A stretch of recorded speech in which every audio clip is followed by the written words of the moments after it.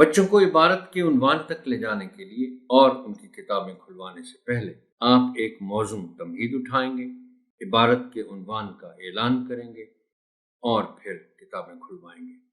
تمہید اٹھانے کے لیے درج ذیل نکات پیش ہیں، تاہم یہ حرف آخر نہیں ہے۔ بہتر سے بہتر تمہید کے لیے آپ کی فکری جستجو جاری رہنی چاہیے۔ درج ذیل سوالات کی مدد سے تمہید اٹھائیں۔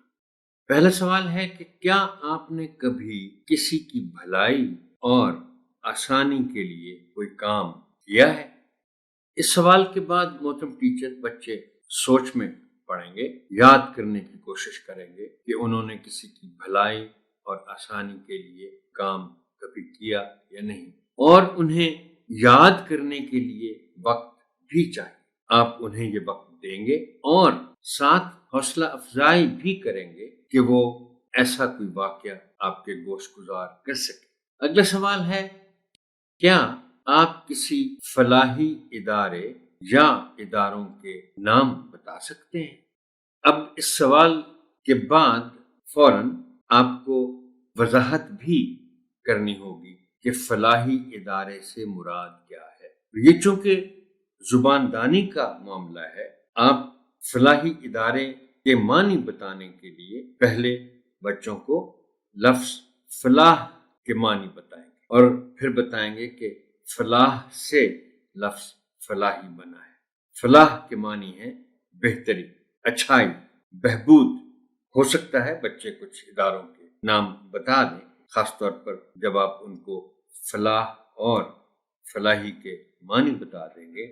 نہ بھی بتائیں تو آپ کم از کم ایک دو اداروں کے نام ضرور انہیں بتا دیں، جیسا کہ ایدھی فاؤنڈیشن ہے یا اخوت فاؤنڈیشن ہے۔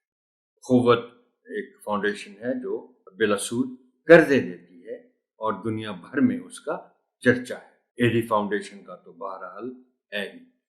اگلا سوال ہے کہ کیا آپ کسی ایسی عالمی تنظیم کے بارے میں جانتے ہیں جس کا مقصد نوجوانوں کی تعمیری کاموں میں تربیت ہے؟ یہ ہو سکتا ہے بچے آپ کو بتا دیں کچھ، اور یہ بھی ممکن ہے کہ چونکہ آپ بچے ظاہر ہے 5ویں جماعت کے ہیں اور ان میں سے بہت سے بچوں کو یہ معلوم ہوگا کہ آپ انہیں کون سا باب پڑھانے جا رہے ہیں، تو انہیں پہلے سے معلوم ہوگا کہ یہ جو باب ہم پڑھنے جا رہے ہیں اس کا عنوان ہے اسکاؤٹنگ اور گرل گائیڈنگ، تو وہ بتا دیں آپ کو کہ ہاں یہ ایک ایسی عالمی تنظیم ہے، یعنی اسکاؤٹنگ۔ نہ بھی بتا سکیں تو آپ خود بتا دیں انہیں کہ یہ عالمی تنظیم جس کا مقصد نوجوانوں کی تعمیری کاموں میں تربیت ہے، اس کا نام ہے اسکاؤٹنگ۔ درجہ بالا سوالات پر مبنی گفتگو کے نتیجے میں بچوں کو باب کے عنوان پر